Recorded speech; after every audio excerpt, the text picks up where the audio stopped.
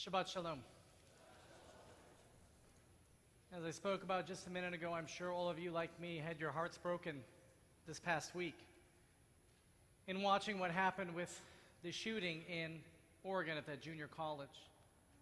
I've heard various numbers. I've heard that there were 10 killed. I've heard that there were 11, 12, up to 13 that were killed. A couple dozen that were injured. And of course, there's now talk about who was the shooter and what was his background and what was his motivation, and information is continuing to come out and we don't yet know all of the facts. Nevertheless, we know our hearts break for these victims, whether those killed or those wounded, because they thought they were just going to class. They thought they were just going to go about another day. They did not know when they woke up that morning of the tragedy that was to befall them. And of course, now everyone's starting to look for the reasons, and we know different reasons have come out why this must have happened. And what do we do? The response, we're all looking for that response. How do we deal with the tragedy? Of course, we're not really asking about the families of those killed and hurt, how they deal with the tragedy. Nevertheless, we're asking ourselves, as a country, how do we respond to this tragedy? And I'm mindful at the same time, though it didn't get nearly as much press because of the shooting that happened in Oregon, that there was a couple in Israel killed, a husband and a wife, Atam and Nama Henkin. They lived in the West Bank. They were driving their car with children in the back seat when they were shot dead by snipers. Hamas came out and called the snipers' attack heroic because they killed these two innocent parents, a mom and a dad, with children in the back seat, who had to watch what happened to their parents right then and there. How do we respond to this sort of tragedy? How do we respond to this sort of suffering? And of course, even in this last week, let alone the previous weeks, we know friends who've been diagnosed with cancer, friends who've succumbed to disease, friends who were hit in car accidents and suffered in any number of other ways. How do we respond to this sort of tragedy? What do we do now with this information? I'm mindful that we just came out of the high holiday period, Rosh Hashanah, Yom Kippur, and we sing, on Rosh Hashanah it's written, and on Yom Kippur it is sealed, who shall live and who shall die, who by fire and who by water. And whenever we're in this period, I can't help but ask the question, did God know just a couple weeks ago that this murderer was going to open up on a junior college and shoot all these people? Did God know when the mother and father in Israel were standing in shul on Rosh Hashanah and Yom Kippur? Did God know that they were going to die in this way? Did God know about all the tragedies that have taken place even in the last few weeks in our own personal lives? Did God know? I believe maybe God did know. Did God cause it to happen? No. I don't accept that God caused it to happen.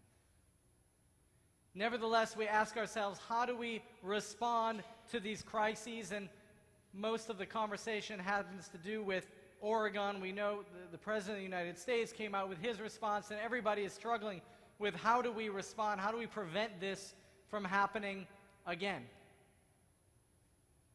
And I think even beyond gun control, and we know that's the prevailing conversation of the day, there has to be something to be said about parenting, about how parents in the 21st century need to do a better job parenting.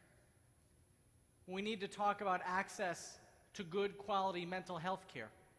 We have to improve access to mental health care.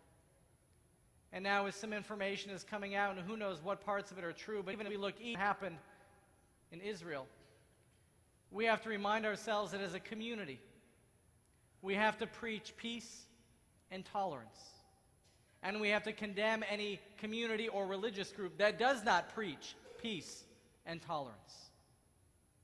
Those are among our responses. But I'm mindful, too, that we are now just after Rosh Hashanah and Yom Kippur, just after these tragedies, or even in the midst of them, in this holiday of Sukkot. Ironically, of course, it's called Zman Simchatenu, the season of our joy, though after we hear about these kind of events, we hardly feel joyful. Moreover, those of us who have Sukkot or have spent any time in them, we say, this is the season of our joy. This is how we celebrate after Rosh Hashanah and Yom Kippur. We put up a little booth, and we cover it with natural covering. We subject ourselves to the wind, to the cold. Trust me, when we were out in our sukkah last night at about 10 o'clock p.m., it was pretty cold. It was definitely windy. And as we look out, and when you go out and you'll see in the lobby, just off our lobby, are our Sukkot, right? Our booths. We take ourselves to the way our ancestors lived thousands of years ago as they were crossing through the desert, trying to get from Egypt to the Promised Land, and how they lived in these very fragile huts. And this Sukkot, these booths are meant to remind us of the fragility of life. And somehow we're supposed to take this awareness of the fragility of life and couple it with the fact that this is Zman Simchatenu. This is the season of our joy. This fragility. Coming out of Rosh Hashanah and Yom Kippur, on some level, we come to accept how little we are in control. How much is in God's hands, and how much whenever we go out there, we subject ourselves to the whims of others. And we celebrate it. And we say, this is life. We have a choice. We can either bury our heads in the sand, we can either avoid living, or we can celebrate this life, as short as it might be, as fragile as it certainly is. We celebrate life. But I think there's another lesson that comes from the mitzvah of Sukkot, this holiday we celebrate this week. There's another lesson that's true for how we respond to these sort of crises, these sort of tragedies that affect our entire nation.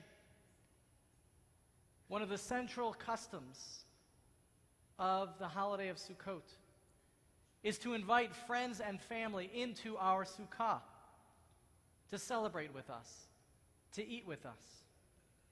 Moreover, there's a tradition, a Kabbalistic tradition, of inviting ushpizin, special guests, Abraham and Sarah, Isaac and Rebekah, Jacob, Leah and Rachel, and others, into our sukkah. And in this way, when we invite these guests and when we invite family and friends, we come to realize that in the midst of the fragility of life, the only way we really can find this simchatenu, our joy, is by being with others, is by seeking and finding and developing community.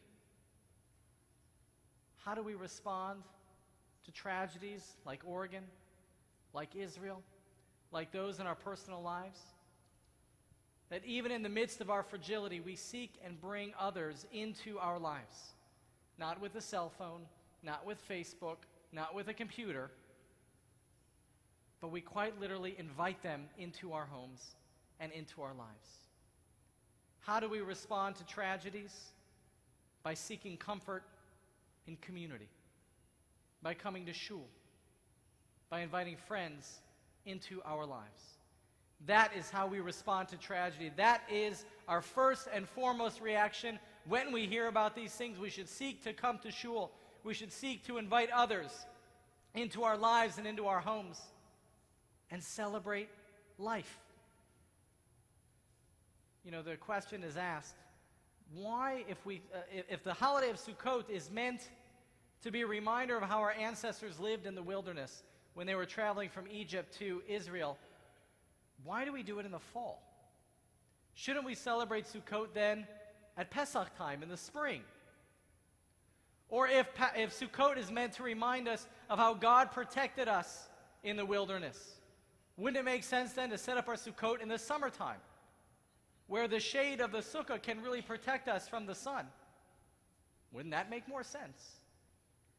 But the Chafetz Chaim comes to teach the reason we celebrate Sukkot in the fall is specifically to live in the midst of the fragility, to celebrate life in the midst of the wind, in the midst of the rain, in the midst of the cold.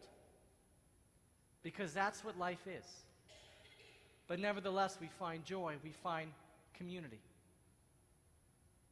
Now, Sukkot only lasts a week.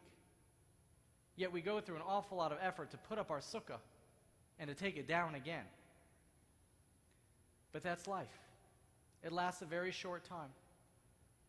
We have the option of not putting forth much effort into it and thus not getting much out of it as well.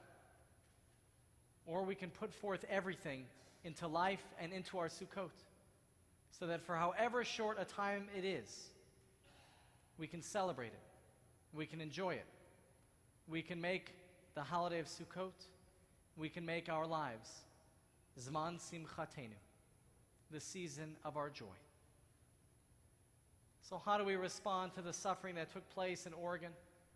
We call on parents to be better parents, and we as a community come together to support each other. Let's support our parents and do what we can do in order to help them, help alleviate the burden. We know how hard it is to parent.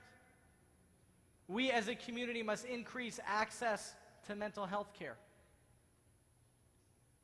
But most of all, we must come together as a community to celebrate life, to give thanks for life. So on this holiday of Sukkot, as we've all come together in this community to celebrate Anthony, to celebrate life, may God strengthen us in the awareness that this community is sacred, that community is holy. May God grant us the wisdom and the strength to, even in the midst of crisis, seek community, seek life, and seek joy. Ken Yehi Ratzon, may this be God's will. And let us say together, Amen.